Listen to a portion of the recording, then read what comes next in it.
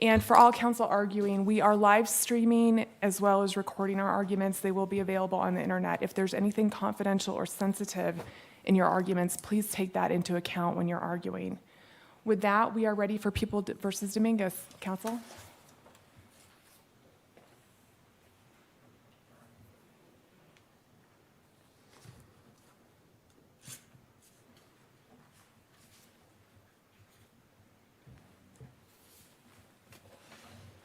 Good afternoon. I'm Jacob McMahon, attorney registration number 48784. Pleased to represent Mr. Dominguez. Trial in this level 1 drug felony came down to whether the state proved Mr. Dominguez intended to distribute drugs. For the state, important evidence of his intent came from incoming text messages found on his cell phone. This court should rule that the texts were inadmissible because where a declarant's out-of-court words imply a belief in some fact, the words are hearsay if offered to prove the truth of that fact.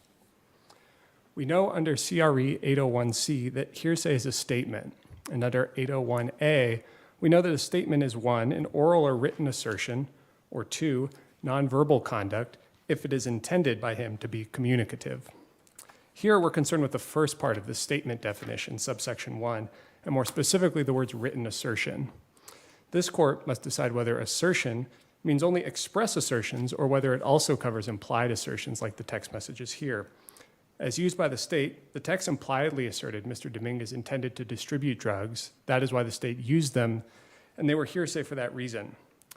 Now, the state offers a definition of assertion drawn from Black's Law Dictionary. And if we turn to that, the last sentence of that definition, I think, comfortably covers what we have in this case.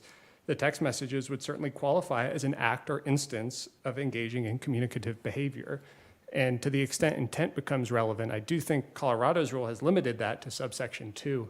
But if the intent is what we're looking for, it seems an intent to be communicative would suffice, and that would certainly be established here. And so the written assertions were hearsay. Mr. McMahon, let me ask you, in People versus Griffin, they appear to adopt the intent-based approach. Is it your contention that that's limited, the Griffin case is limited? In Griffin was correctly decided. The result there was right. That was hearsay and was properly identified as such. Griffin did go wrong, I think, in saying that the federal rule is identical to the Colorado rule because even in 1998, the rules had different words and different commentaries. And so I think that was dicta in Griffin. This court wouldn't have to depart from the result or the reasoning in Griffin to hold that the text messages here were hearsay. Is there a distinction between, let me state it a different way. I think what you're concerned about is the implication from this text messages and not the message itself. So my question is there a distinction between the two, what the text says versus what the implication that flows from it is? I think that is the distinction of what is expressed and what is implied. And a lot of jurisdictions nevertheless hold that implied assertions are hearsay. The common law is so held for hundreds of years. I think to maybe get at that point, I would say that where the probative value of the words depends on the declarant having communicated a factual proposition about the world, then the words constitute an assertion, an express assertion of that proposition. And we can think about the chain of reasoning that the state asked the fact finder in this case to go through.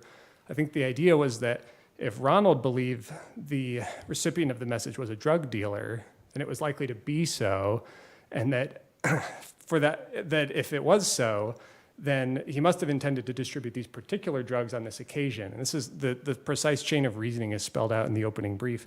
But I think all that really needs to be driven home is that the texts are only relevant if they're about drugs, and the state is offering them, trying to prove that they are, and it's circular, and the texts are unreliable because we have no opportunity to testify or to test rather. Ronald's perception, memory, narration, sincerity, all the testimonial capacities go untested.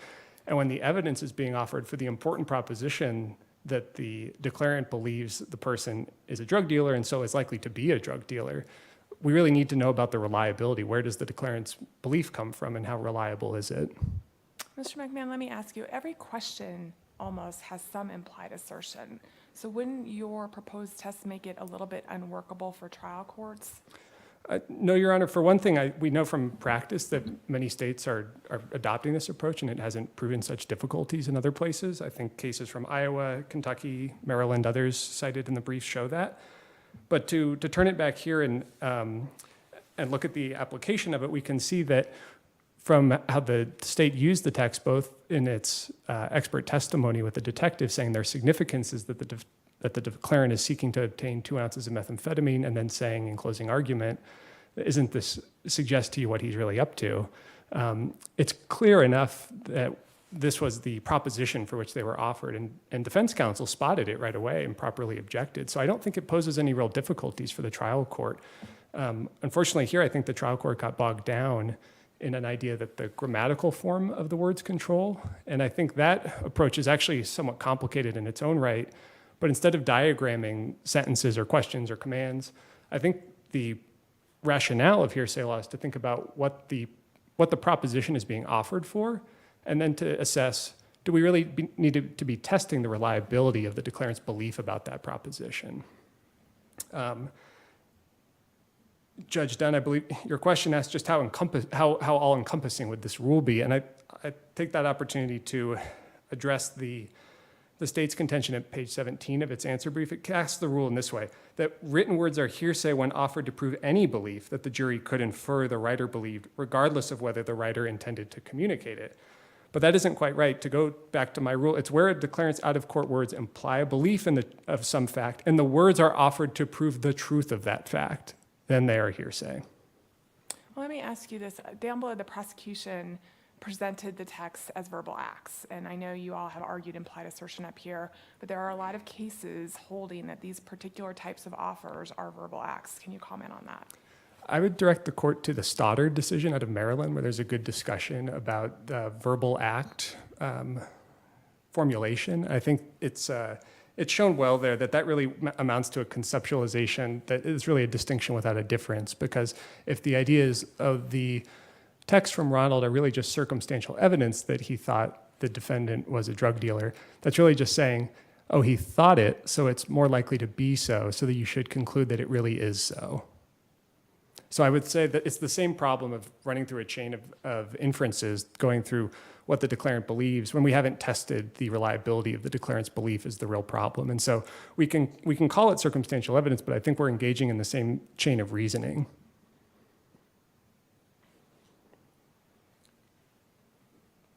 I'll address Franklin just for a moment, because I think it's the most analogous case here. And I recognize that it doesn't establish the rule I would like. If so, I think we could just cite that and we wouldn't need argument. But Franklin does helpfully establish that courts should be looking through to what is in reality being communicated. Franklin, again, was the murder case where the declarant had said, now's not a good time to go out right now. And the court saw through that and said, well, what it's really being offered to show is that the defendant was engaged in deliberation before the murder, because this declarant was aware of this, and so it suggests that he had talked to the declarant and told him about the plans for the killing. And so I would encourage this court to look at Franklin for that proposition of looking through to the reality of what is being communicated and what the state is using the messages for. Franklin is, of course, a little bit different in the sense that you could still conclude there that the declarant meant to assert something, even though we didn't really care that he didn't mean it's not a good time to go out right now, and that isn't what the state was using it for. You could say that the grammatical form of the sentence still contained an express assertion.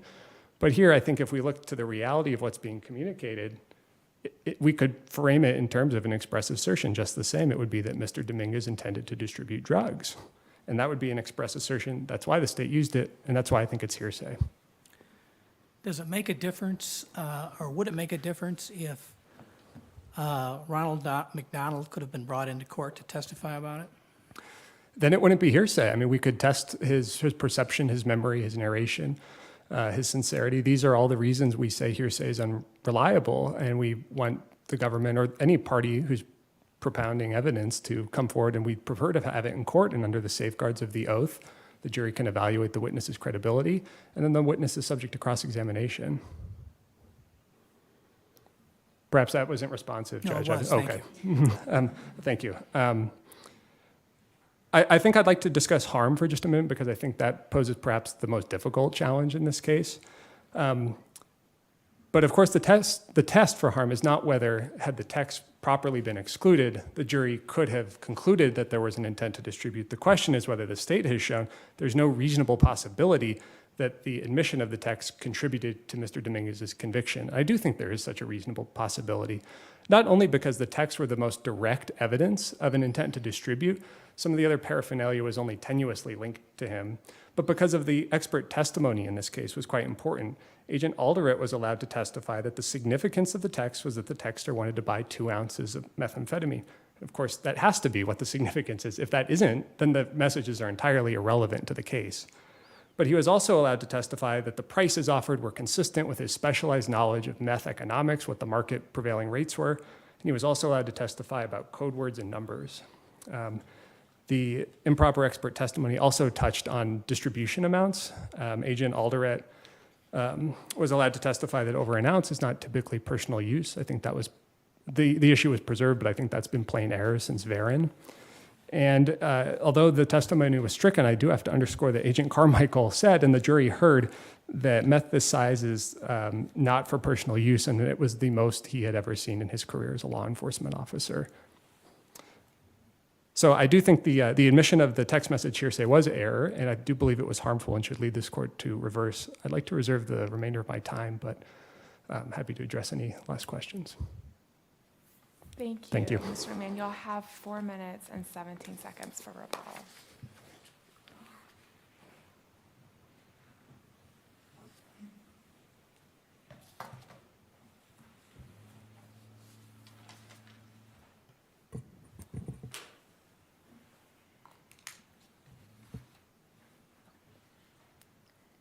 May it please the court. My name is Brenda Brackett, registration number 43003 for the people.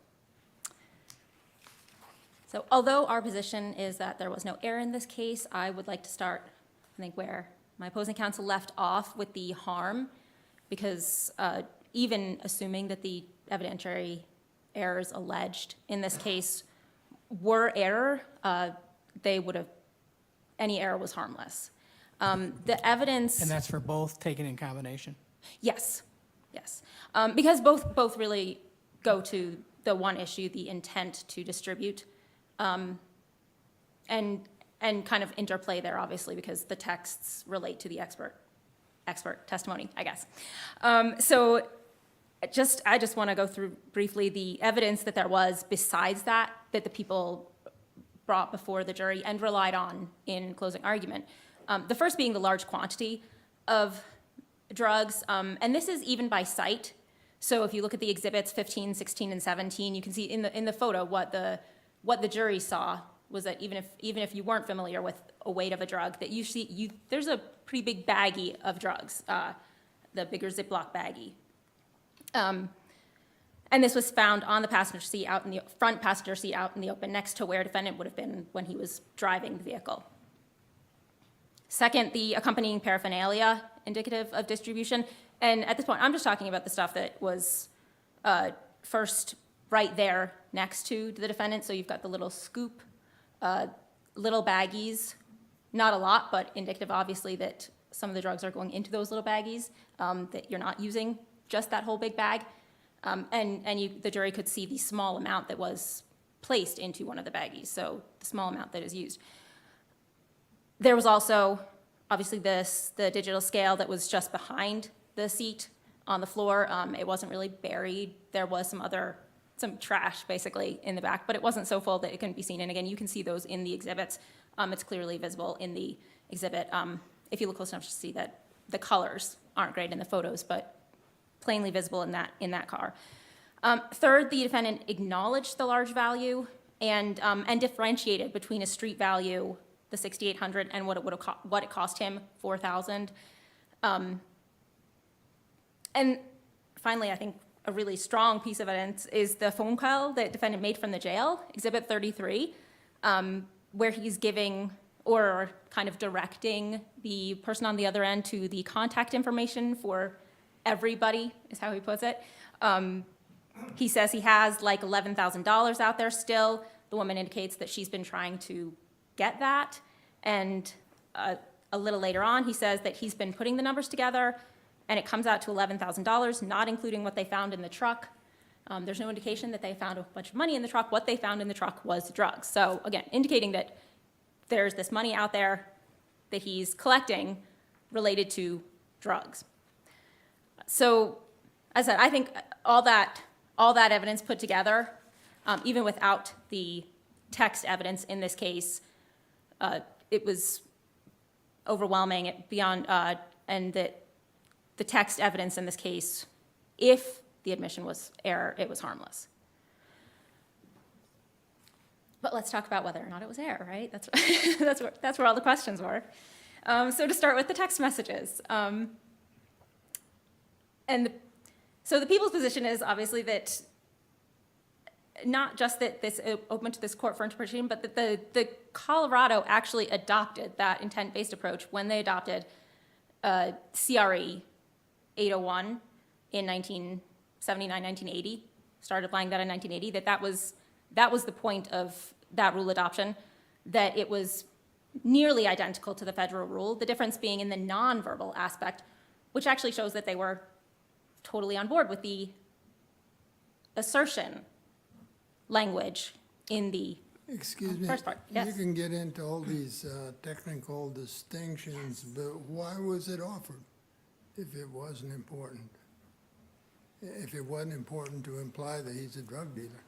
That was the point. It was the, So it was offered sort of for the truth of the matter? I disagree with that characterization. I think it was offered to show that he had an intent to distribute the drugs, but I disagree that that was the matter asserted. And so I think part of this, the confusion, I think, in some of the courts and some of the literature comes from the use of the term implied assertion, because there was nothing implied in those texts. There was there was nothing asserted in the texts, aside from, as I mentioned, obviously, the mailbox being full. That's a different issue. I don't think that's really part of this. It's more, that was just on the picture, and so it was admitted. But what was being spoken, written in those words was, can I have 2 for 16, 2 for 15, 2 for 1600? There's nothing asserted in that. So that is not an assertion. It's not a fact. It's not opinion. It's not anything. There's not assertion. That is what the speaker, writer, texter, however you want to call that person, that is what that person was saying. There's no assertion. And there's nothing implied in that. He's not implying because you're a drug dealer. He knows he's a drug dealer, presumably, obviously. This is what it's being offered for. Defendant knows he's a drug dealer, again, assuming the people's argument. There's no assertion there. An implied assertion, as it's used, isn't actually an assertion from the words. What the assertion is in that case is what the prosecution is saying. So there's difference there. The assertion in Rule 801 is what the speaker, the texter, what that person is asserting or trying to say. Supposing the person had been picked up for something totally unrelated, maybe they had,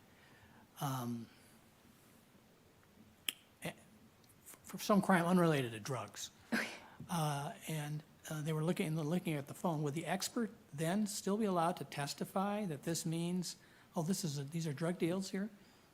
Or are we saying that it becomes relevant because we already think the guy's a drug dealer and therefore we'll use this as sort of bolstering? I don't know that bolstering is the word, and I contend also that it's not expert testimony, so I'm going to have to go back there. But as to the point of your question, Well, okay, well, so you don't have an expert. Well, how do we know that this wasn't somebody, I was trying to figure out, could this be some who wanted tickets for the Super Bowl? Well, the Super Bowl wasn't going on then, but the World Cup was in Brazil. So why couldn't you got 2 for 1600, I want to get ticket, he knew this guy was selling tickets to the World Cup. Why couldn't it be that, or a lot of other things? Why do we think, there's nothing inherent in the emails themselves, the texts themselves, to suggest that it's drugs. The only reason we think it's drugs is because we think the guy's a drug dealer, right? yes, and that, not because we think he's a drug dealer per se. It's not that we just think there's more to it than just that, because it's the surrounding circumstances. So it's the fact that he was found sitting next to a whole bunch of, well, he wasn't found there. He was before he fled, I'm sorry, sitting next to a whole bunch of drugs, and that there was this paraphernalia, that there were indications that he was a drug dealer. So yes, the people offered those to show it's additional evidence that his intent was to distribute those drugs. But I think that what you have said, what you've asked also shows that it's not an assertion. Because if he had, the texter had been asserting that, we should know that from the text. That's what an assertion is. It's either in the text or something that maybe it's not, something that had to be there because of what was written in the text. But we don't know. This was evidence of that because of the surrounding circumstances, and that's how the people used it. It was relevant because of the surrounding circumstances. It's kind of circular, isn't it? No, because relevance is different than hearsay and assertions. So if we're talking about why it was admissible, that's where I'm talking about relevance. It was relevant because in light of the surrounding circumstances, those texts offered something else. They had some evidentiary value. But that's not the same thing as saying it's not hearsay. It's not hearsay because there was no assertion. Because because the texter was not, the police officer opened up this phone and saw these texts. The texter was not trying to tell the police officer anything. The texter did not think at this point, because this was happening, the texts were happening in and around the time of the arrest. The texter was not trying to communicate with the police. The texter was trying to communicate with the defendant. He was trying to say, again, based on the location of drugs, or maybe based on yours, maybe he was saying, I'd like to buy some football tickets. But based on the surrounding circumstances, it was reasonable for the jury to infer from that it was actually about drugs. But he wasn't trying to communicate with that police officer. He wasn't trying to tell that police officer that the defendant was a drug dealer. So it's like the telephone call cases that it's typically in the case law, because texting is more recent, more of these have happened in the case of the telephone communications where the police are in the olden days, it was the betting establishments, the betting parlors, and more recently some of the drug cases where someone calls while the police are there and the police answer, not indicating that they are police. And the speaker then says something along these same lines, like, do you have a 40? So we have those cases. And those are admissible under various theories, one of them being the verbal act, the other being that it's not an assertion. So the courts have used various reasoning, but many courts have concluded that either because it's not an assertion, because they're not trying to communicate to the intended recipient, because they think they're talking to usually the drug dealer or the defendant, the betting establishment people. They're not trying to communicate to them that, oh, you're running a betting parlor. They're trying to communicate that I'd like to place a bet, which is not, so that it's not an assertion, or that it's a verbal act is the reasoning of some. The verbal act reason is actually the reasoning that was used in the state of Maryland. Opposing counsel have heard again to the logic of the Stoddard case, and heavily relies on that. And yet, 5 years later, that same the highest court in that state, I think it's the Court of Appeals, decided Garner, which held that can I get a 40, was not hearsay. And in that case, they relied on the verbal act reasoning. And so by these different reasonings, this sort of evidence has been admissible in all the cases that I've seen about the drugs, about this sort of thing. Even before the rules of evidence actually were adopted. So there are cases going back to the 1940s that were referred to in one of I think the Finman article in footnote 5 that have held that this is not hearsay, that this is admissible over a hearsay objection, and those are betting parlor cases again. But it's the same logic that applies in the drug cases.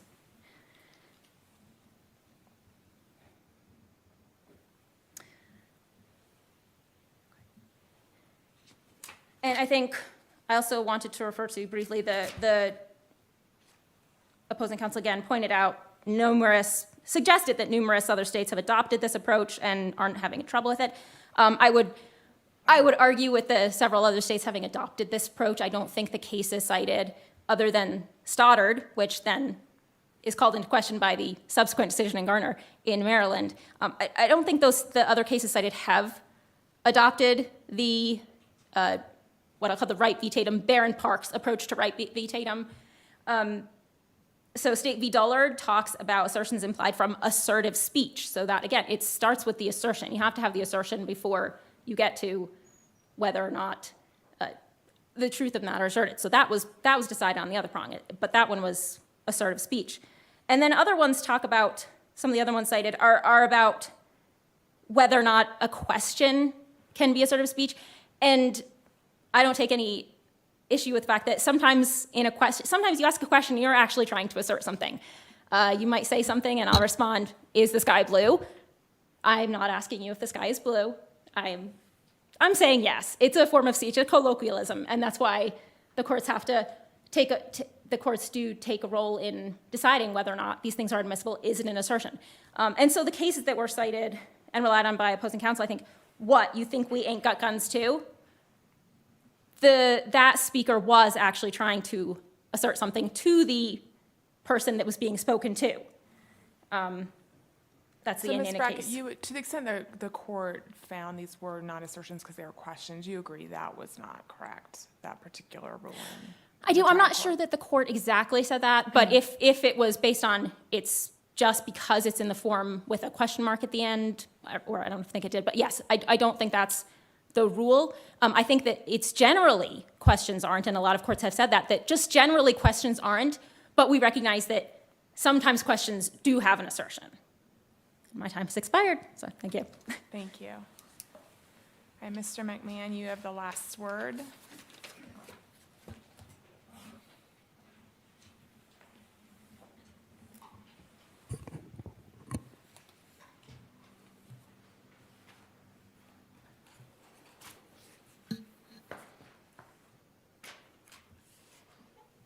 Thank you, Your Honor.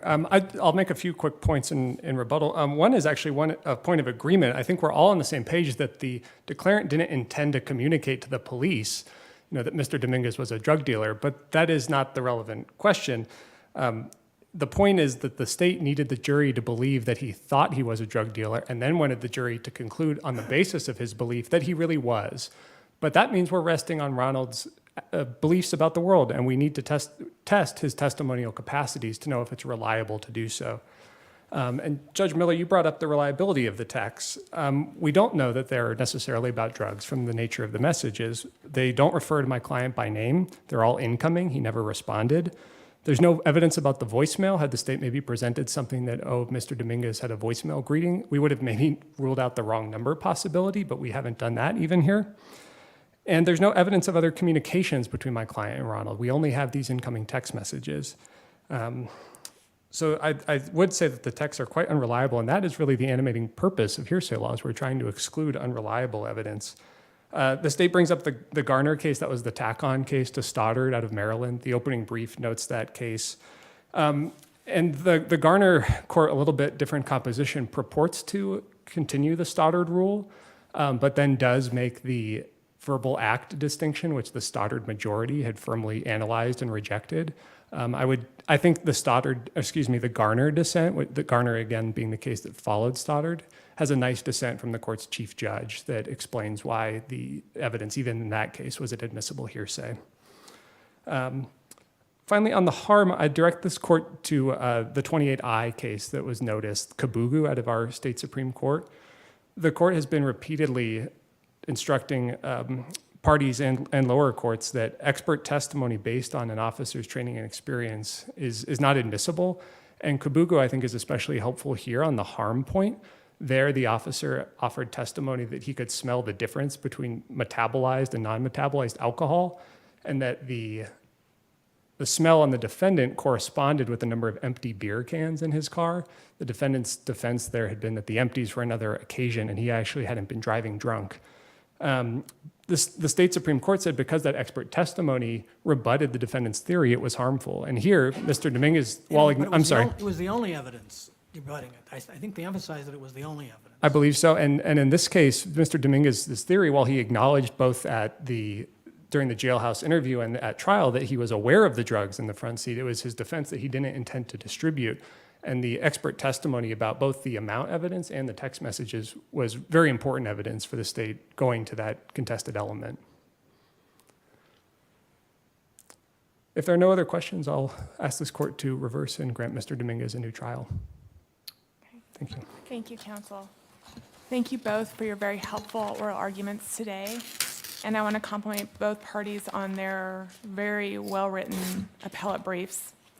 This case will stand submitted, and an opinion will issue in due course. And after counsel departs, counsel for Docel may take their seats.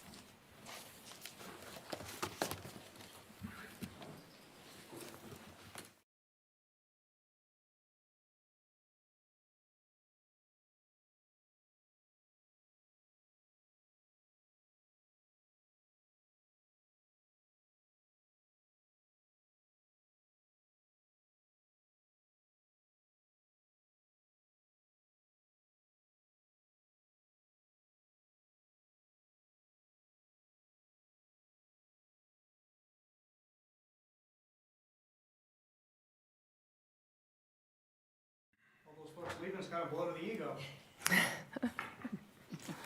Counsel, do you have any questions about our oral argument procedures? Not from appellate, Okay. not from appellant, Your Honor. All right, well then, when you are ready, you may proceed. Thank you.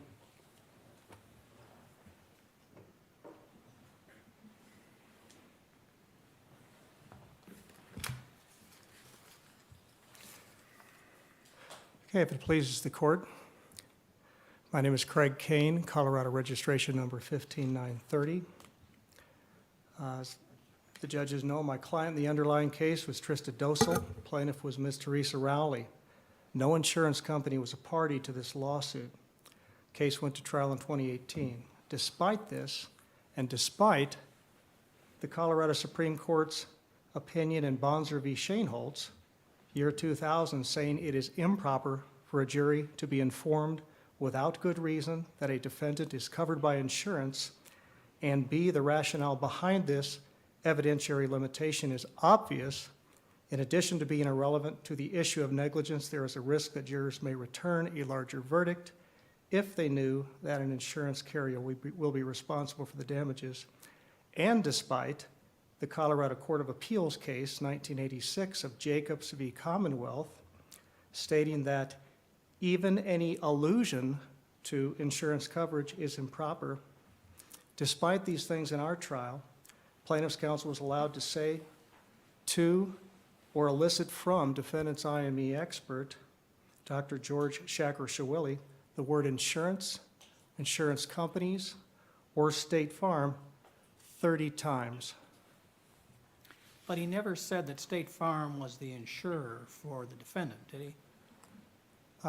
He did not. He elicited essentially from Dr. Shaker-Shawilly that, yes, he said, for example, this case, I learned the day of my testimony that State Farm was the insurer in this case. He didn't say that. No, he didn't say that. He said, I never heard of State Farm until I saw somebody from, I never knew State Farm was involved until I saw somebody. He didn't say that they were the insurer. He did, but when you look at the Bonser case in Jacobs, why would this be offered for any other reason other than, otherwise it would be irrelevant, Your Honor. He's saying insurance, insurance, and Jacobs says you can't even make an allusion to insurance coverage. Why is State Farm, the other insurance companies, why are those being offered if not for, well, the only argument he could was be to show potential bias. Consider with the Bonser case between that expert and State Farm, the company. There's no other reason, and if he's not offering it for that purpose, there's no relevancy whatsoever. And it was an error to let it in at all. You're saying he did not offer it to prove bias? Pardon me? You're saying it was not offered to prove I'm bias? saying if he was not trying to prove, offer it to prove bias, what other purpose could he possibly be offering it for? I'm Does not. 411 apply?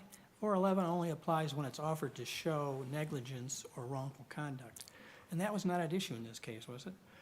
The negligence, our client had admitted negligence. However, you look at that statute, and that is, when you look at that, with regard to that rule and the cases interpreting it, what they appear to be stating, and the way they interpret that, is basically negligence, wrongdoing, or the repercussions of such. I am not aware of any case that says, well, if you admit negligence, 411 doesn't apply. The Jacobs case bases its decision on Rule 411. It references that and then says even any allusion to insurance coverage is improper. And with regard to the bonds, or the second part, it says, in addition to being irrelevant to the issue of negligence, as you stated, Your Honor, there is a risk that jurors may return a larger verdict if they knew that an insurance carrier will be responsible for the damages. So I believe the Colorado Supreme Court does interpret 411 based on the concern not just for, well, can that evidence be used as to whether the party's negligent or not, which really doesn't make a whole lot of sense, but even more so for the responsibility for the negligence or the wrongdoing.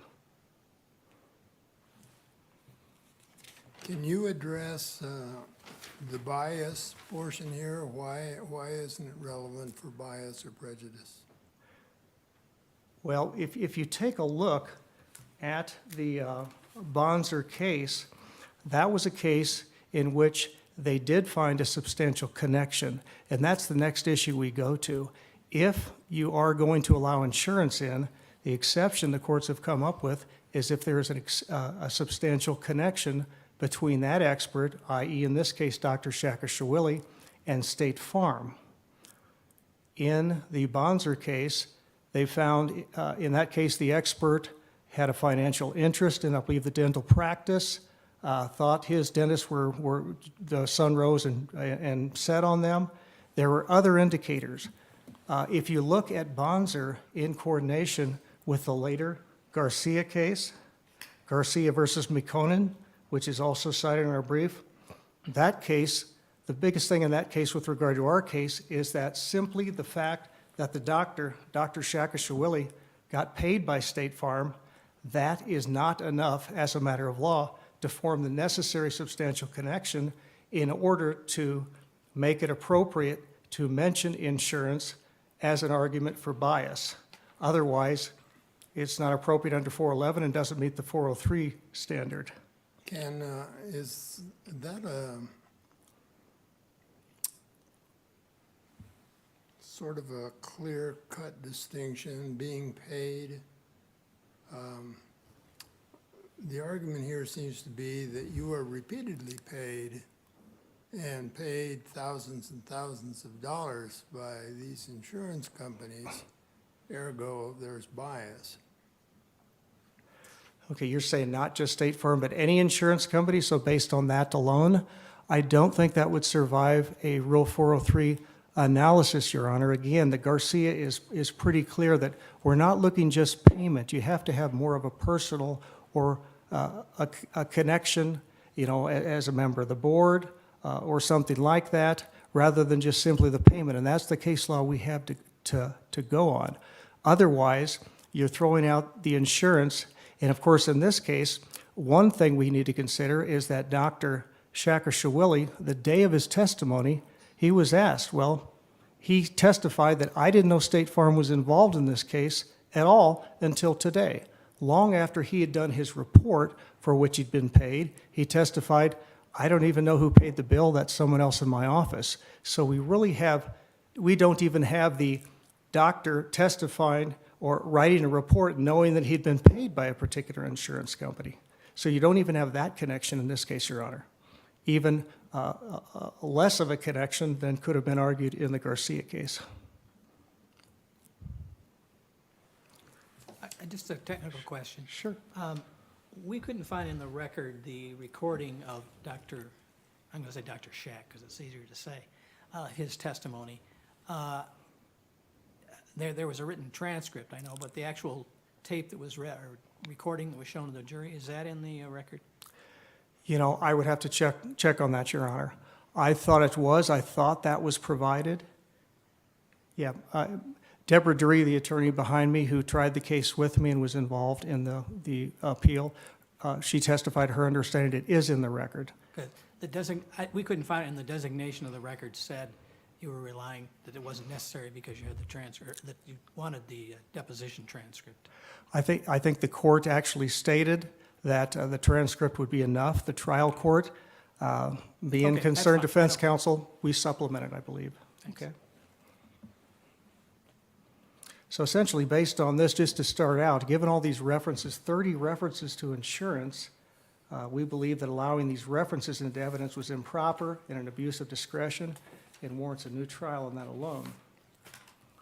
Well, Mr. Kane, Sure. let me ask you, even if we assume there was some error there, I mean, there has to be an effect on the trial. And although your brief contends there was prejudice, there was admitted negligence, trying to piece together what damages were requested. I don't see as some certain, it looks like there were some demonstratives that had the damages, but trying to figure out how this error really impacted the trial, if it was error. And that, is always difficult, short of, going to talk to the jurors and bringing one out in a room with a naked light bulb and saying, hey, did this affect you? We don't get to do that. What we do have, Your Honor, is a case in which there was significant pre-accident similar injuries and complaints, and yet we got a verdict for the full amount. Also, if you look at the Bonser, You say the full amount. I didn't see what the full amount was in looking at the record. okay, basically when I say full amount, essentially, my memory is that the amount requested by plaintiff with regard to economic and non-economic damages was pretty much provided. The medical expenses were about what they got, I think. And then there was also the There were some, I believe there were non-economic damages. non-economic damages that were equal in amount. Exactly, and that is often seen. Again, we feel that the evidence was such that we had significant, very similar pre-accident symptoms and complaints and treatment. So this is not a case where we're saying, okay, we all agree she's going to get this amount, and if it's not above that, there's no prejudice. She got an amount that we believe she wouldn't have otherwise gotten. Related to that, the harm issue, I mean, in Colorado, drivers are required by law to have insurance, liability insurance. You understand that? No, I do. I used to be in the DA's office. Yes, I do. You're right. And in fact, during voir dire, I think I counted at least 12 people who said they had been involved in automobile accidents and that insurance had settled or somehow taken care, handled things okay. So what do you think the chances are that people in the jury didn't think your client was insured? It's certainly possible they thought my client was insured. That would not have been evidence provided to them, and they were instructed in jury instructions that they were not to consider evidence that was not before them. Also, with regard to, as recently as the year 2000, the Colorado Supreme Court has said basically we don't want to provide this evidence of insurance. Our concern is, again, I understand that, but Sure. But it does come down to harmless error. Doesn't it? Ultimately, we have to all consider whether there was harm and whether the error was harmless. and well, also under that Bonser decision, what I read before, they say the rationale behind this evidentiary limitation is obvious. So I think it's pretty clear in the minds of the Colorado Supreme Court that it's obvious that there's going to be this prejudice if the jury knows that, hey, this is not potentially coming out of the defendant's pocket. Some insurance company is going to potentially pay that. And the Colorado Supreme Court is not wanting to do that. So here it's your Sure. contention that the $170,000 award reflects prejudice? Is that, I mean, because it can't be Sure. on the negligence, liability is admitted, liability was Right. admitted. So to be frank, I mean, we see awards that are astonishingly higher in these sorts of cases. So we're trying to figure out if it's based on the facts and evidence, how do you link that then to the disclosure of insurance for your client? Again, referring to the Bonser decision, reference that is an obvious decision, and certainly no offense meant. And when you say, well, maybe we see verdicts $250 million, this was only 170,000.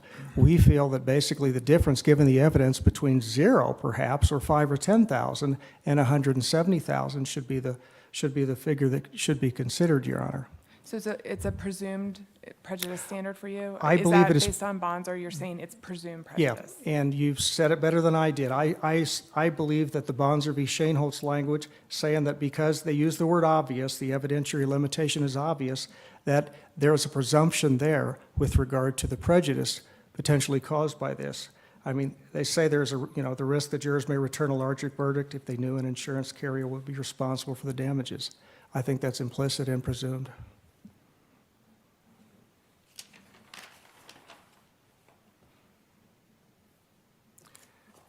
Any other questions? I'll go ahead and move forward.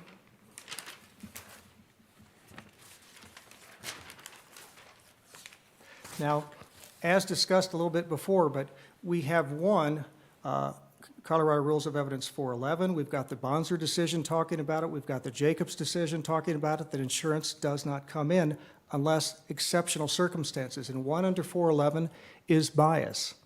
And the Bonser court, in the other portion, the main portion of that case, does discuss that exception in detail and does carve out a bias exception, again, if you can show the requisite substantial connection. But here we contend you can't, and Garcia versus McConan just hits that home with regard to no, just the fact that Dr. Shakashawili was paid for this report is not, as a matter of law, sufficient to make that make such a connection, a substantial connection.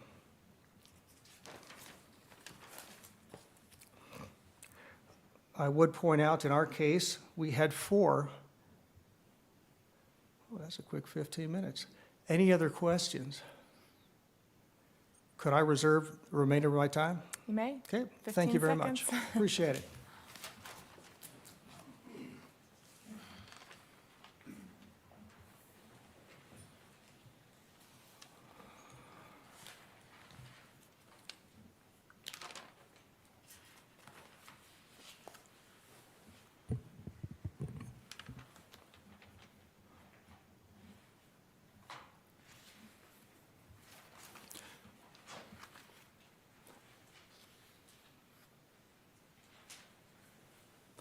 May it please the court, my name is Robert Caldwell, bar number 47385. Represent Ms. Teresa Rowley, the appellee, who I may end up calling plaintiff as we go through out of habit. One of the things that the court brought up earlier with opposing counsel was his belief that there should be a presumed prejudice standard.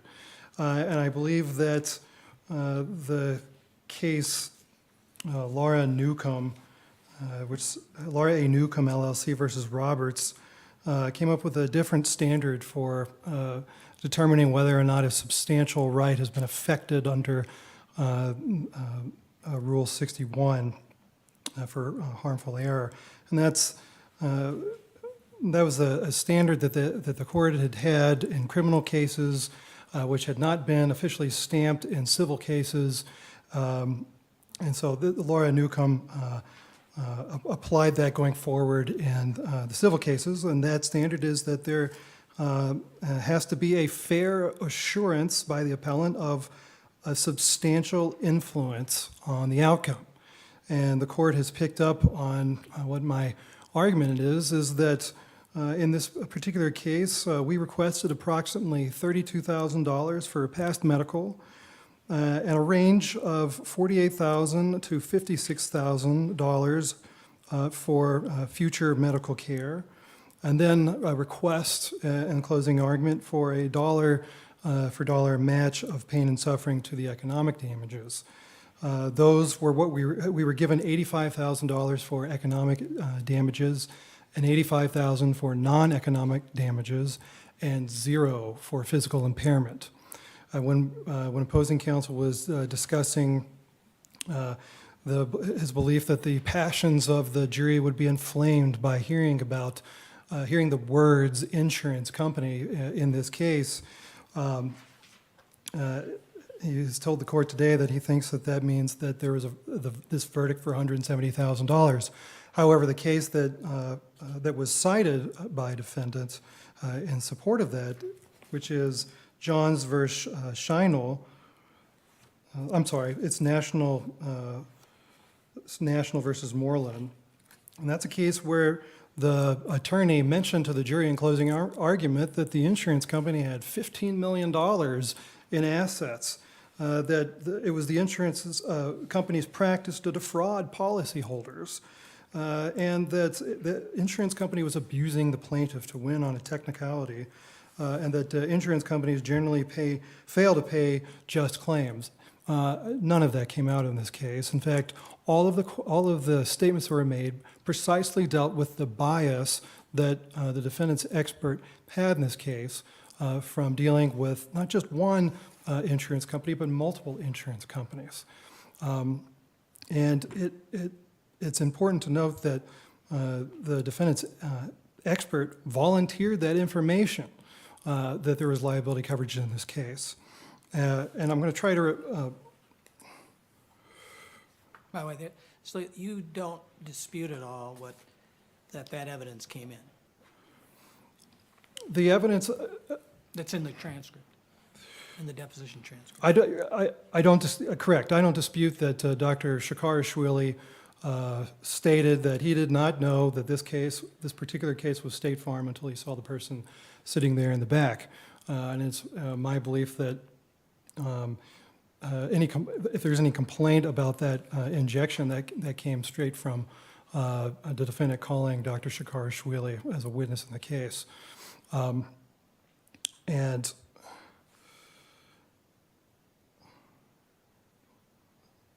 well, Sorry if I set you off tack. oh, that's okay. I'll probably get there again at some point. But the point was, first I was having trouble figuring out what specific evidence defendant was complaining about, and so I tried to address that separately in my brief. And the first section I set apart was this $200,000 earned by Dr. Shakarashvili in the 4 years preceding even our incident. And that was the question, and the answer was, yes, I earned that. I never injected anything regarding liability coverage there. Then with respect to the next statement that was made, I simply asked if what other insurance companies had paid him for work or had done work for, and that's when Dr. Shakarashvili took the reins of that question and decided to have a very long answer, which included, I don't usually know these things whatsoever, but, and in this particular case, I didn't know it until I saw the person sitting there in the back, which incidentally was done so that he could bolster his own credibility. And of course, credibility of Dr. Shakarashvili is what is at issue in this case, or at least with this appeal. There was no, in the defendant's brief, I don't recall any specific arguments or complaints about asking about the other insurance companies, which I did because the point was that he does a lot of work for the defense.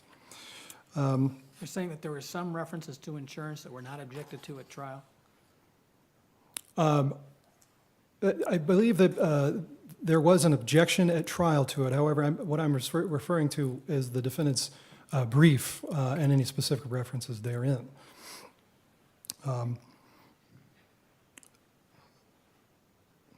So there is no questioning designed or shown there to inflame the passions of the jury. And the only person who decided to bring in the coverage in the case was the defendant's expert himself to bolster his own credibility. How does that evidence meet the substantial connection test under the Bonser case? You're specifically referring to Dr. Shakarashvili on the opening the door evidence? Well, the general testimony that there was about all the work he had done for insurance companies, including that he the statement I just saw, the man from State Farm today, or whatever. Certainly, and that gets to the heart of my argument as to why there is no error in the case. And that's the thing to remember is liability was admitted in this case. And in no cases presented by the defendant to this court was liability admitted. It was always denied. And that is the origin of the concern in Bonser. And the Bonser court knew that this particular dentist shared a malpractice carrier with his expert and had a whole bunch of ties. And the court was worried that that telling the jury about that bias might somehow influence the jury's decision concerning negligence. And so the court looked around the country to find out what other states were doing and found the substantial connections analysis, which is an analysis that is used to determine how much prejudice, whether there is a sufficient amount of prejudice or probative value when thinking about 403. I think of the substantial connections test being kind of a bridge between Rule 411 and Rule 403.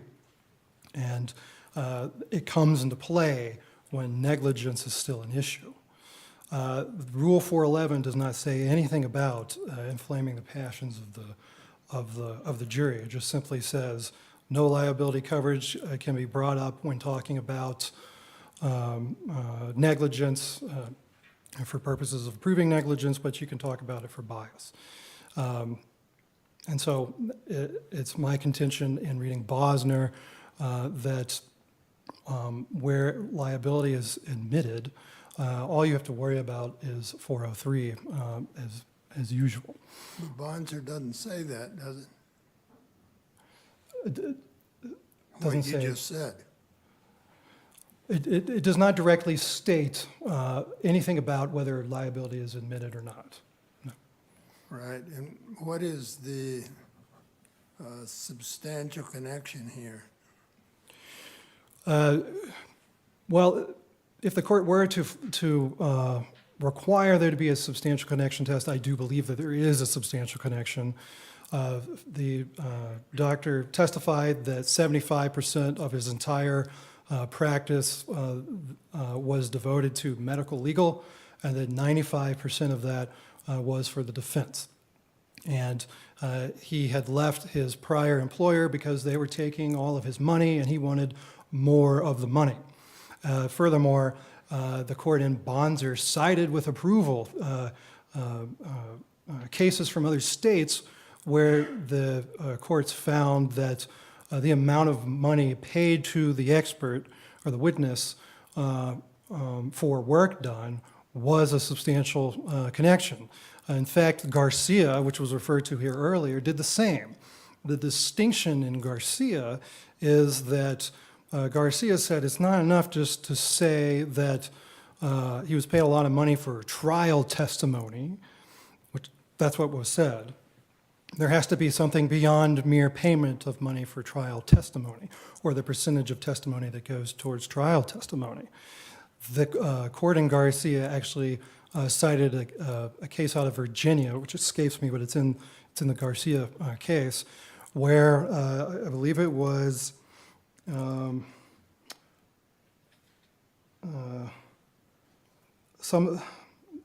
number escapes me. I think it's something like $100,000 for work done for the particular company was a substantial connection.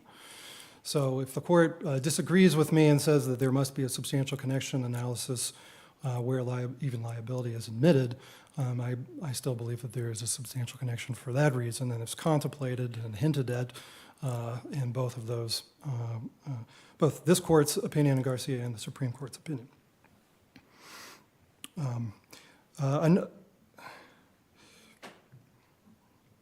So another thing that was referred to that a point of error that was brought up that I'll briefly refer to in the waning minutes was disclosures, and there is no, first of all, there was no error. there was timely disclosure, and I believe that that's what the court, the trial court found. And then second of all, there's no prejudice for, even if the court were to find some kind of error. The defendant's doctor testified that he had seen every single deposition from every single treating provider in the case prior to his deposition testimony. The disclosure was nothing, the fifth and sixth disclosures are what I'm referring to here specifically. Those were nothing more than a copy and paste from the actual deposition that the defense attorney attended, and which the doctor testified that he had read in advance of his deposition. And furthermore, that the information concerning what they're talking about is the chiropractor, Dr. Harlan, and statements that he made in his deposition. All of that information came in separately and distinctly through the defense submission of Exhibit W, which was Dr. Moore's entire medical record, which talked about causation, the reasonableness and necessity of the chiropractic care and the future care. And that is in addition to Dr. John Sasha, the retained rebuttal experts' findings of the same.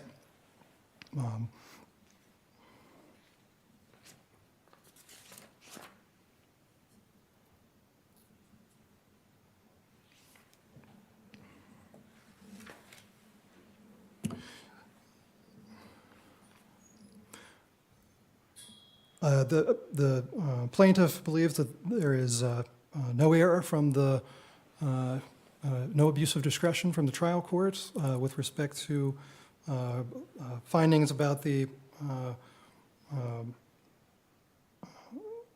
applicability of the $200,000 regarding State Farm or any subsequent inference. And that does remind me of one of the things I wanted to bring up, which is that the courts back in 1939 in the Johns v. Scheinel case directly addressed that, with the advertising of insurance companies, and I think the court even here today sort of alluded to this, that it's very hard for anyone to believe that there's not insurance involved in the case. And this was in talking about the insurance question, which was in fact asked in this case. So any harm, there wouldn't have been any harm as a result of any inference that the jury would have gotten from liability coverage applying in this case. They would have already have suspected from the insurance question. So with that, we urge the court to affirm the trial court's decisions below. Thank you. Thank you. All right, Mr. Kane, you have 15 seconds. Very briefly.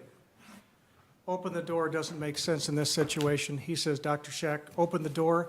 This was not live. We weren't in front of a jury. Open door, the concept is you have to respond to it. You've got a jury seated. He affirmatively designated this testimony. Then later it went to the court, and the court did not do its analysis under Bonser with regard to that testimony. So open the door is an invalid argument here. Thank you. Thank you. Thank you, counsel, for your argument today.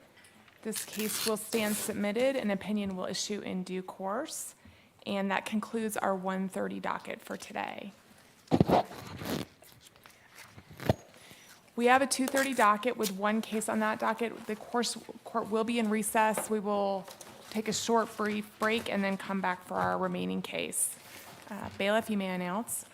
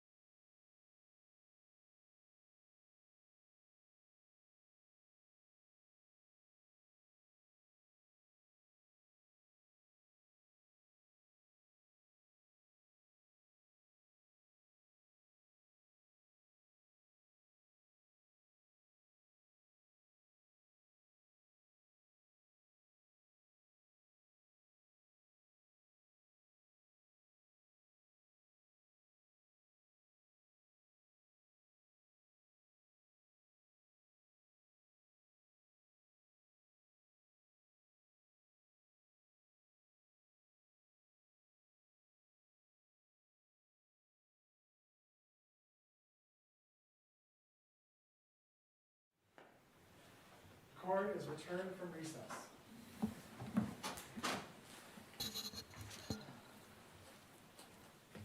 Good afternoon, please be seated.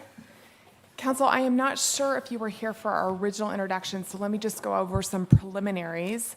I am Judge Dunn. I will be presiding. Serving with me today are senior judges Marquez on my right and Miller on my left. And Council, I apologize if you're familiar with our procedures, but do you have any questions about oral argument procedures? No questions, Your Honor. No questions from appellate.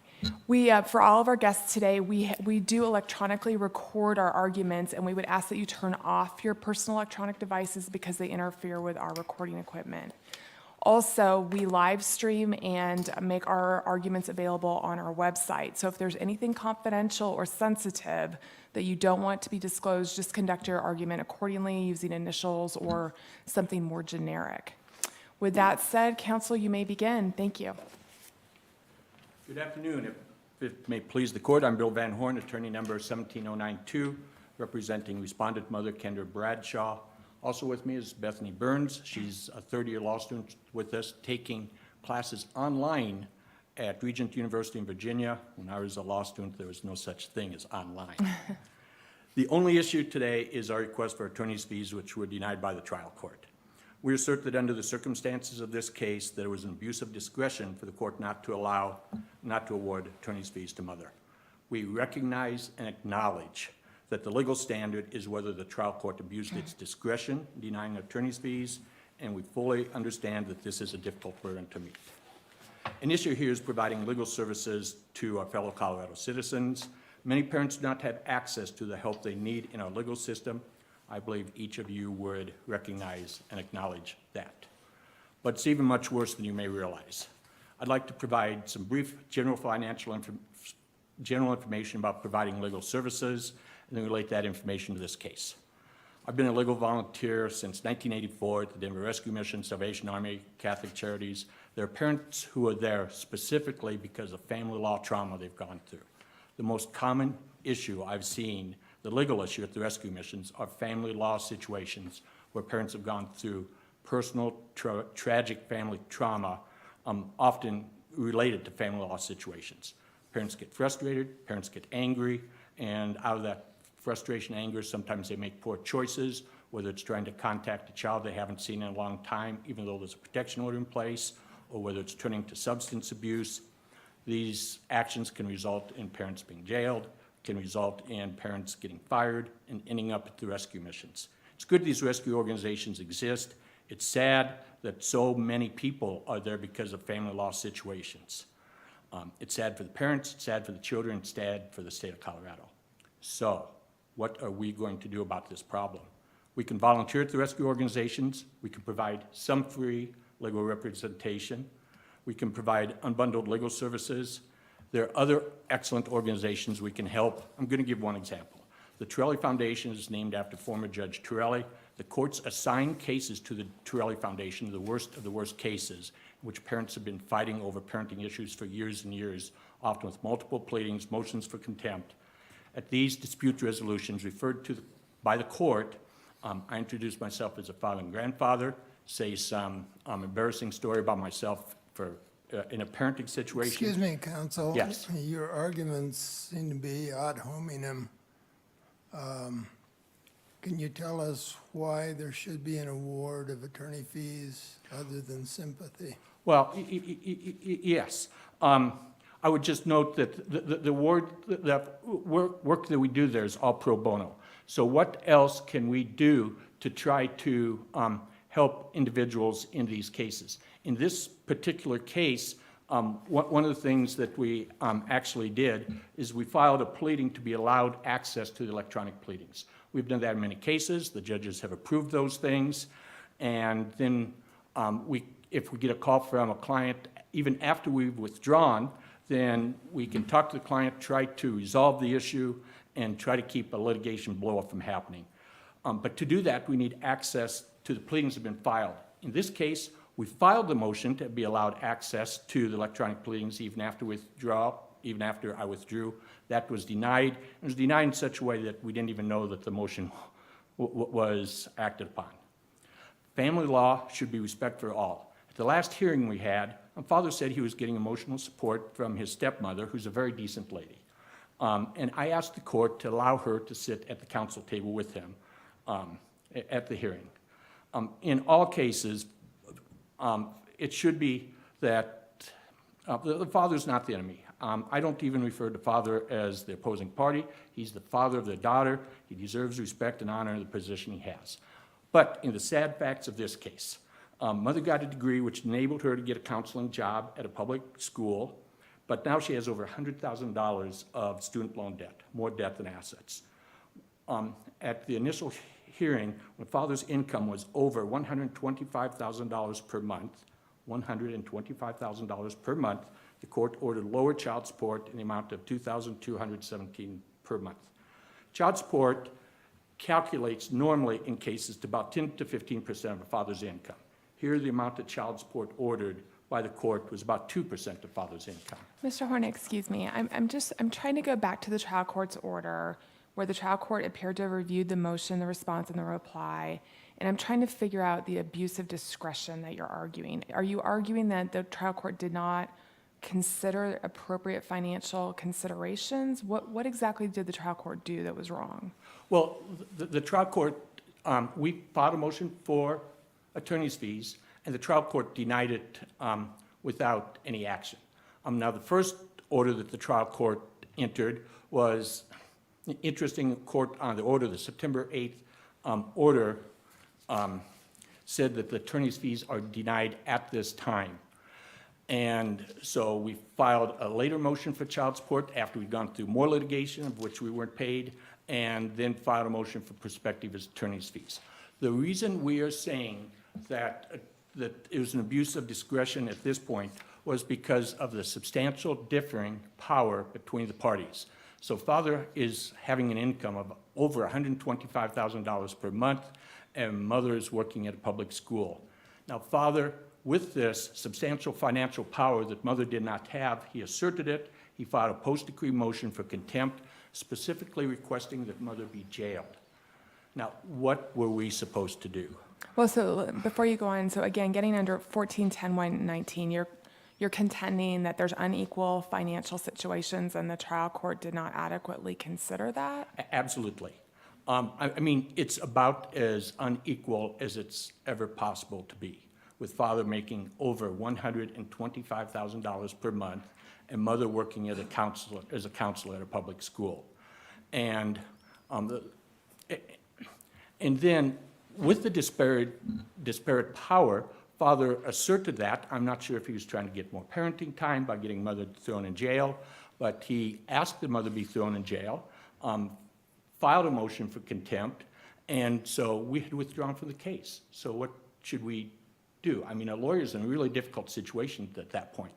So we did an enormous amount of work, and again, it's under section 119, 1410-119. So we did an enormous amount of work, and we filed a comprehensive response to the motion for contempt. It had 12 exhibits, and it did the comprehensive. Father, with the power he had through his attorneys, asserted that mother should not even be allowed to file a response to a motion for contempt, saying that's not allowed in the court. But mother was found not guilty of the contempt. Soon thereafter, father filed a motion to modify child support.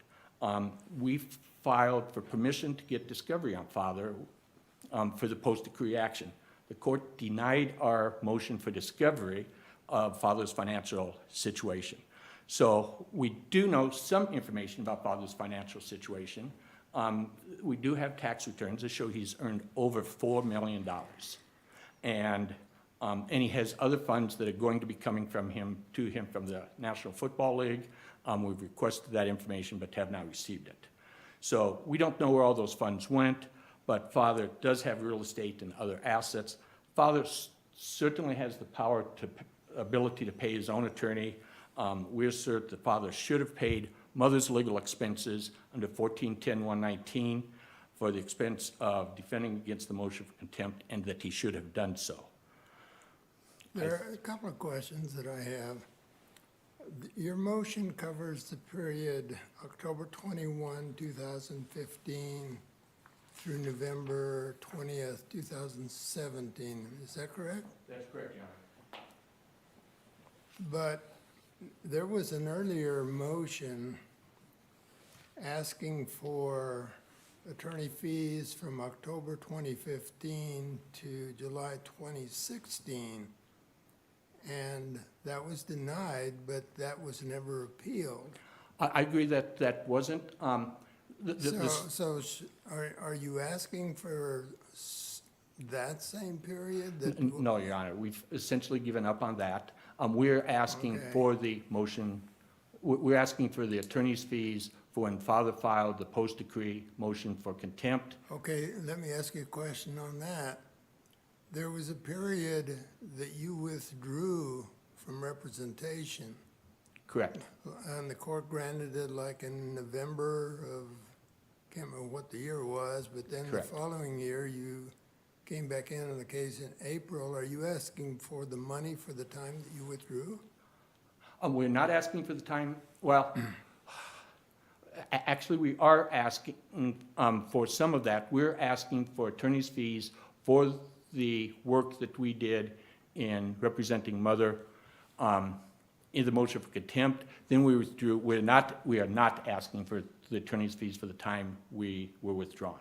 But then we re-entered into the case, and but based upon father's, I think, third motion to modify lower child support, and we defended mother at that point. We asked for prospective attorney's fees, and that was denied. And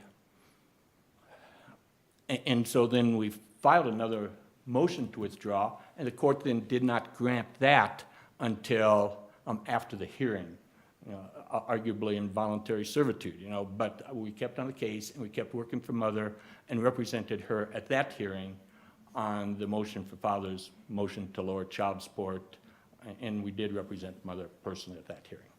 And so we're asking only for attorney's fees for the time that we were actively representing mother, and not for the time that we had been withdrawn.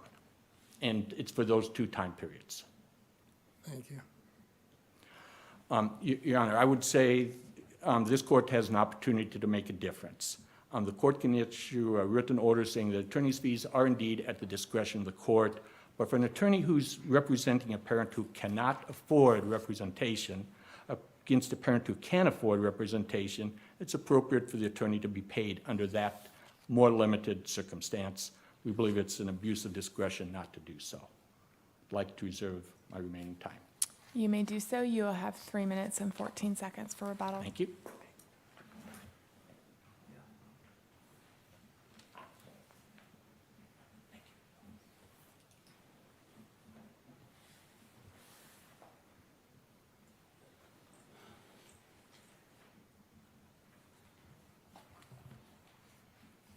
May I proceed? Good afternoon, Your Honors. My name is Ben Ostenberg, Attorney Registration 47049, on behalf of the appellee, Mr. Nathaniel Irving, who is also present with us here in the courtroom. And may it please the court, we have responded as the appellee with an answer brief in this case, and I will summarize portions of the answer brief in this case that are relevant to this case and to the argument that the court just heard from the appellant in this case. There are two main issues raised in the opening brief in this case that represent the substance of this appeal. The first issue, according to appellee, is time barred. Justice Marquez had referenced earlier some issues with prior trial court orders on similar, substantially similar, but really the same attorney's fees requests made by the appellant. So this matter is it's a 2013 DR case number. Permanent orders concluded in this action in October of 2015. During the pendency of this case, there was a stipulation between the parties that Mr. Irving would cover 95% of the respondent in that matter, the appellant in this case, her attorney's fees. At the time, Mr. Irving was employed by the National Football League. He was an NFL player. That ended September 3rd of 2016. September 3rd of 2016, he was terminated from the NFL. The the application of 1410-119 that we are all looking at now is from December of 2017 and January of 2018, the two orders denied by the court denying the request for attorney's fees. The appellant's positions in this case focus on Mr. Irving's income back in 2012, back in 2013, back in 2014, back in 2015, leading up to his termination September 3rd of 2016. So when the court denied the request for attorney's fees in 2017 and 2018, early 2018, the court had substantial financial information in its possession, which it used to reach its decision to deny attorney's fees under 1410-119. Kind of going back to the first issue, the reason why it's time barred is that the first issue was raised before the court in early 2016, requesting attorney's fees after permanent orders in October of 2015. On January 18th, 2016, the trial court denied the request for attorney's fees going back to October 3rd, October 2015. That set in motion the 49-day deadline to file an appeal on those attorney's fees between October of 2015. Mr. Assenberg, if I heard your opposing counsel correctly, they're not seeking those fees right now. And that's part of the issue, Your Honor. Part of the issue is that I just found out about that 5 minutes ago that they're not seeking those fees. So if the court reviews the opening brief and the answer brief and the reply brief, those are very much requested. So I just found out about that. So I would direct the court to Mr. Van Horn's both affidavit of attorney's fees and then I guess invoice of attorney's fees. And that was filed with the original December 1st, 2017 motion seeking attorney's fees, and that was retroactive attorney's fees, if you will. So that would be Exhibit J and Exhibit K in that initial filing. So Exhibit J and Exhibit K in that initial filing is an affidavit of attorney's fees.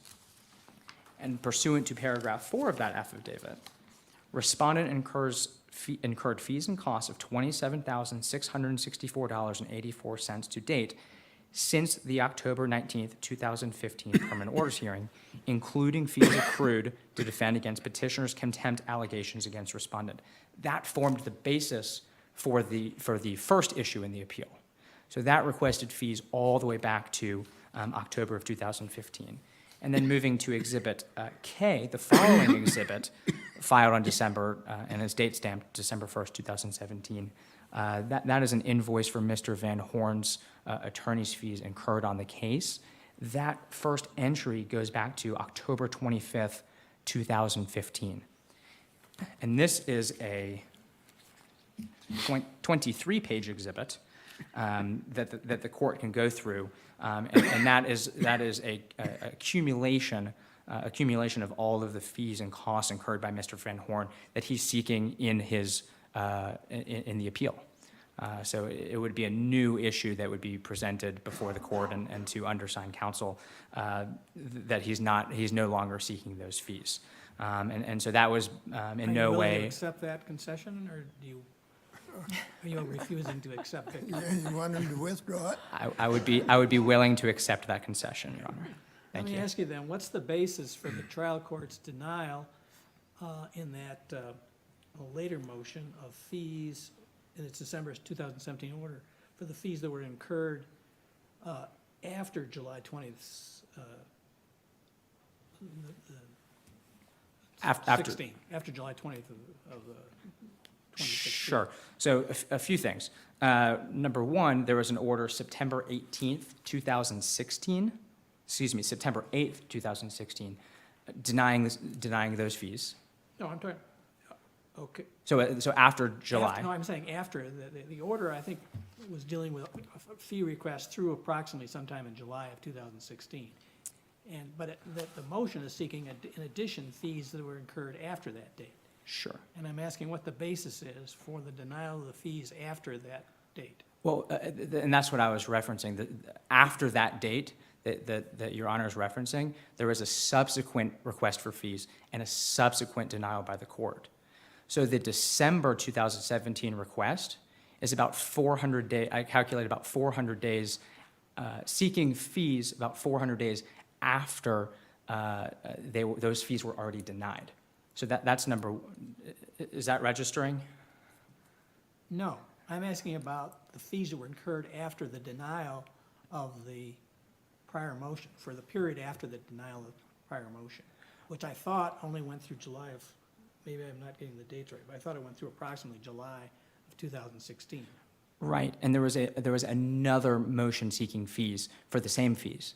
There was another motion seeking. That's an issue here in this court right now, right? Or are you saying there's another issue? No, that is an issue. That is part of the reason Okay. why the And so what first. is the basis for the award of the fees after that date? Incurred after that date? Fees incurred in August, September, October, November of the 2016, going forward.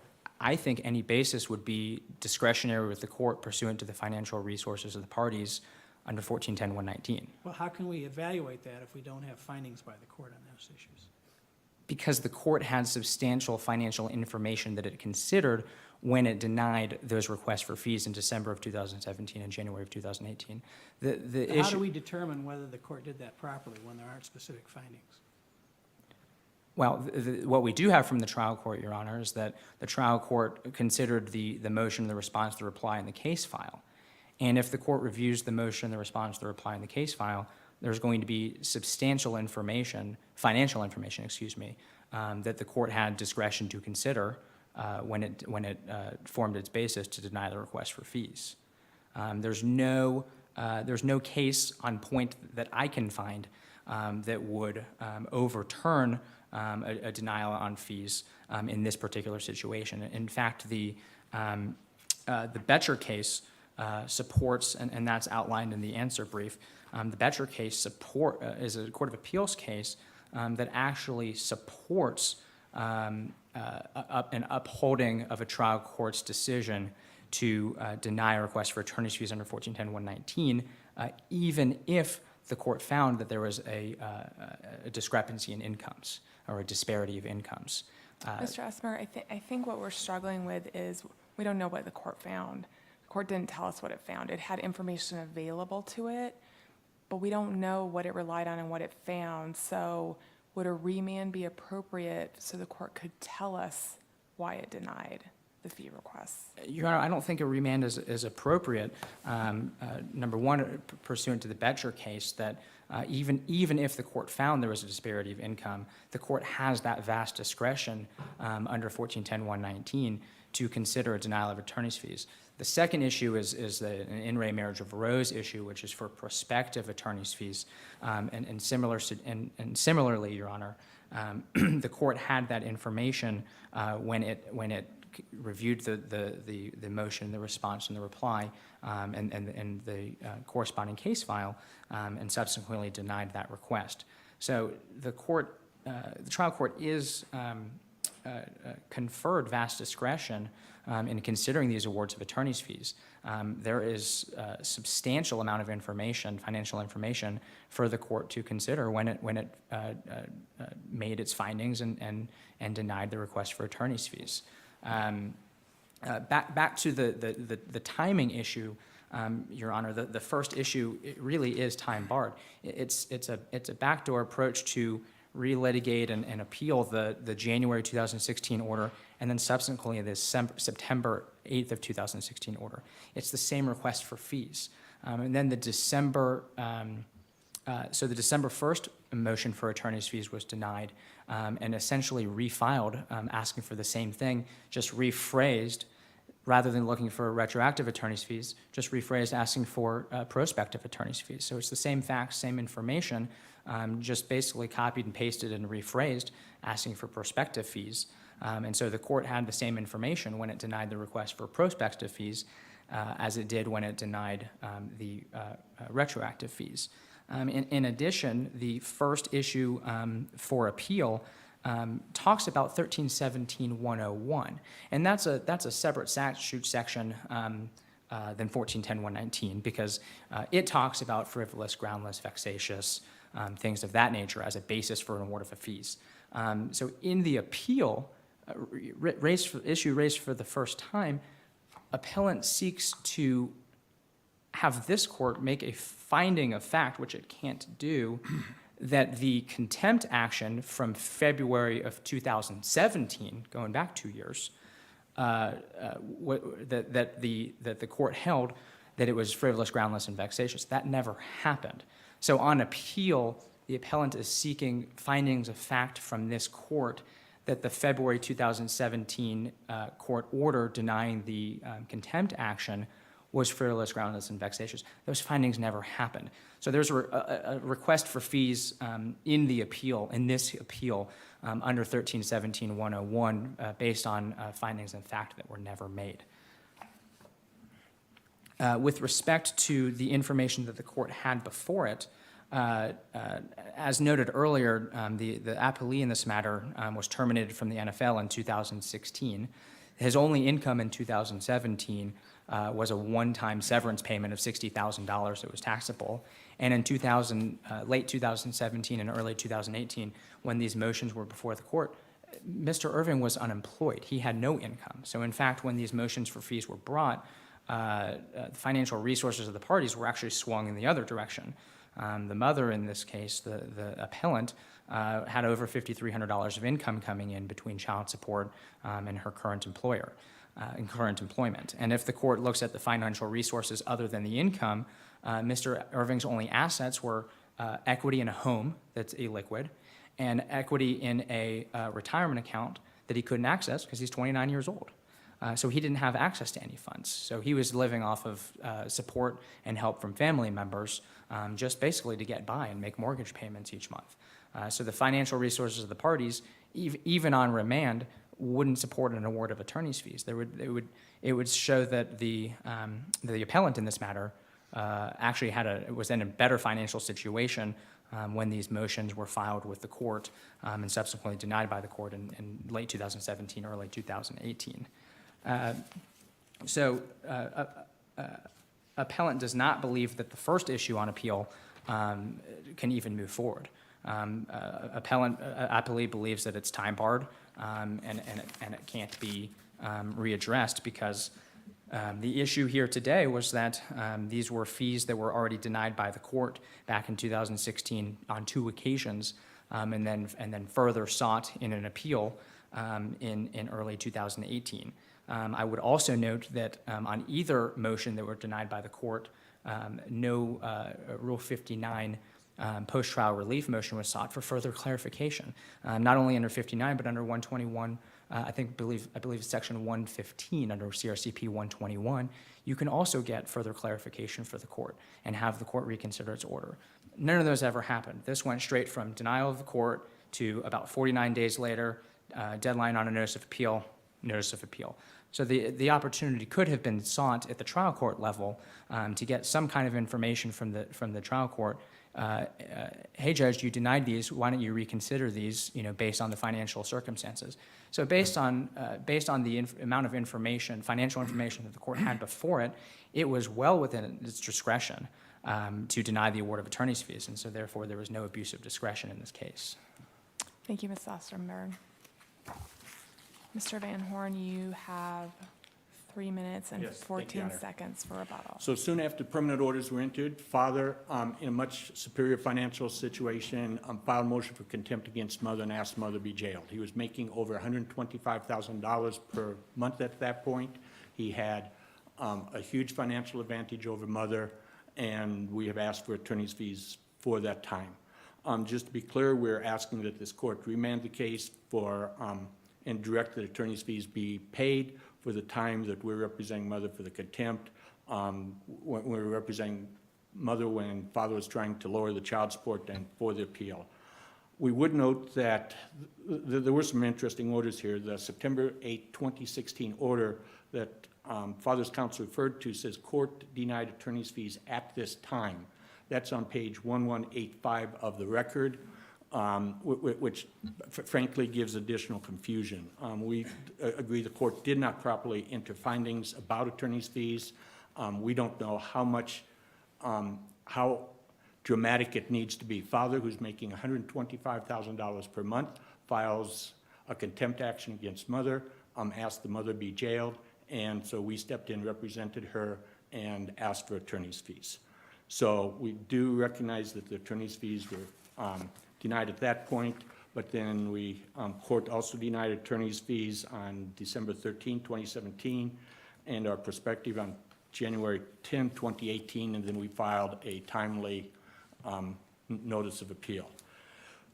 So we do agree with counsel that there are no cases that we've been able to find in which a trial court's denial of attorney's fees was found not to be an abuse of discretion. It's always been upheld. We think that it would be good for this court to enter an order saying that even though the judge does have great discretion, it's not an unfettered discretion, and there are cases in which it's appropriate that attorney's fees be awarded under 1410-119, and it's hard to imagine a more dramatic situation for an individual making $125,000 a month filing a contempt action against a mother who can't afford to defend herself, and he's asking that she be jailed and possibly get an advantage on parenting time. So again, we do ask that it be remanded with direction to enter fees for those specific times that we were doing it. We would note that once we got permanent orders, we never even got the fees for reviewing that. We don't think that's appropriate, but we do think that a limited remand on those issues is appropriate. I would note that all the attorney's fees that we provided to the other side, none of them were redacted. We provided all attorney's fees. We weren't hiding any of the actions that we were looking for, and that there was never any assertion that those were unreasonable. So we would very much appreciate this court taking some action to help a mother and to help counsel who are often in a very difficult situation in cases such as this. Thank you, Mr. Van Horn. Thank you, both counsel, for your argument today. The case will stand submitted and an opinion will issue in due course. That concludes our 2:30 docket for this afternoon. The court will stand in recess and the bailiff may so announce.